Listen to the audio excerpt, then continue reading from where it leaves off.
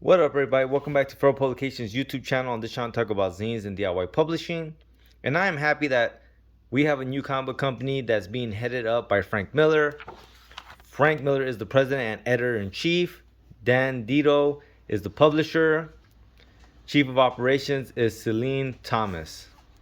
So that's kind of the lineup for this company. Frank Miller presents.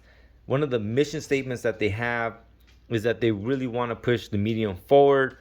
I'm all about that, man. In a time when a lot of the comic books that are being published, a lot of the comic books you'll find on comic book shops racks are just garbage.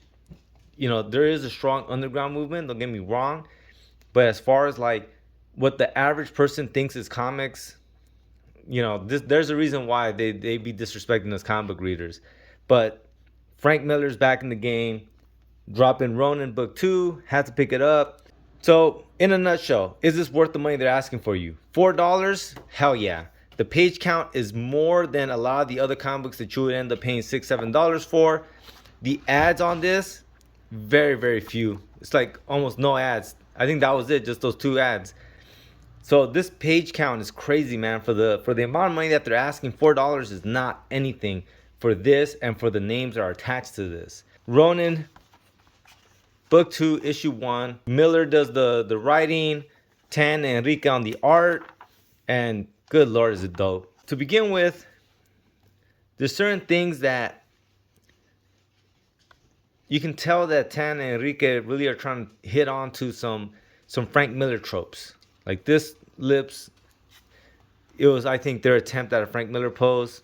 This looks like a Frank Miller pose. This, that. Love the sci-fi tech. And at first glance, I wasn't really digging the layouts, but on the third reading, because I've read this a few times already, I really dig it. And Frank Miller, he did the layouts. He kind of set it out how he wanted it. The art is hella good, man. This is definitely a Frank Miller pose as well. But this, I think, is probably the more interesting and fun part of this issue, is that Frank Miller is playing with the medium. In this issue, he's utilizing these double page splashes multiple times because you can tell that he's trying to build a flow for this kind of double page splash.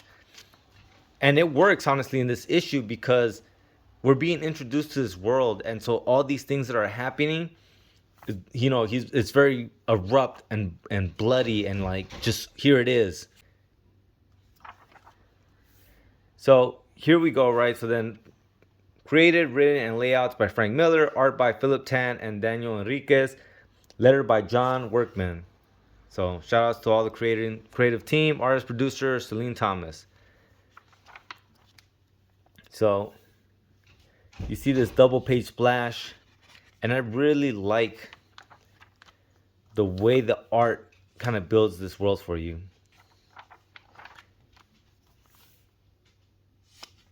And like this whole issue, like in the story, it's literally just a few minutes. But it does so much to like set up who are the main characters and what the dilemma is and what the world is that they're existing in. And then boom. Like it just does so well to make them seem so small. This double page splash pages, the way they're building it, does for me at least so well in showing that they are nothing and insignificant in this large world where there's so much going on, right? Like they are small compared to everything going around them. Small, it's everywhere. They can't get away from it.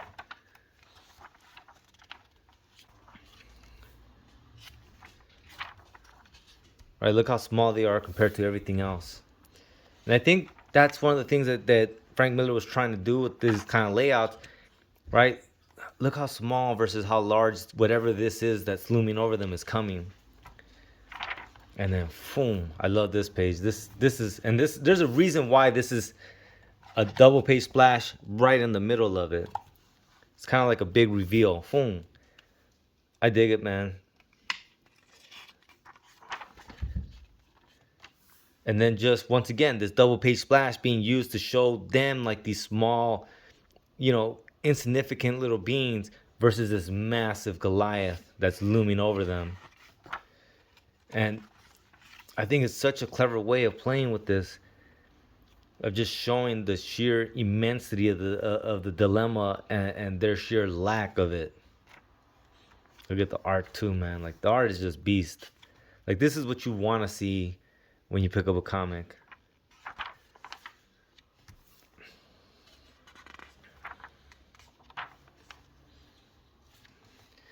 And it just, they utilize the double page a lot better than I had first seen, right? Because the first glance, you're just like double page, double page, double page. You're like, holy smoly, like, But then when you read, you read it and you reread it, you're kind of realizing like it goes with the story as well.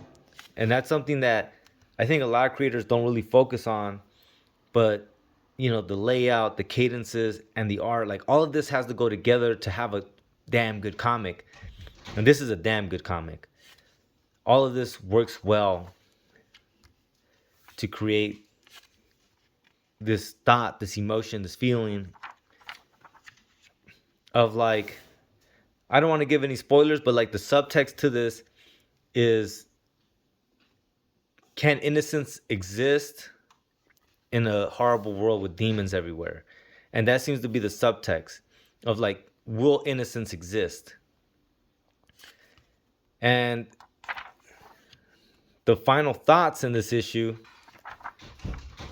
is no, that innocence can't exist in this world. That if you're too innocent, you won't make it. That you actually have to get your hands dirty.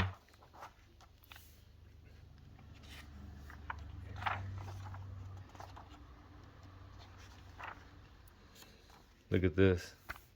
Now she's big because this creature's on the ropes.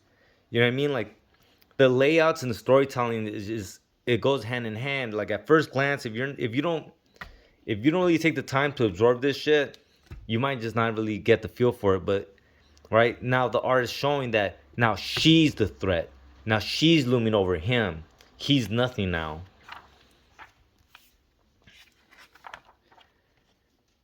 And it concludes, boom. I killed him, mama. I killed him dead. So here's one thing though that definitely, I hope it gets a little better. Frank Miller, the Frank Miller that I like a lot, there's always a rhythm to the way he's telling the story. And this one, it's like the rhythm comes, it ebbs and flows. There's times where there's a cadence and it works, and there's times where it's kind of jagged, and I'm like, oh, okay. I don't know if he's playing with something different.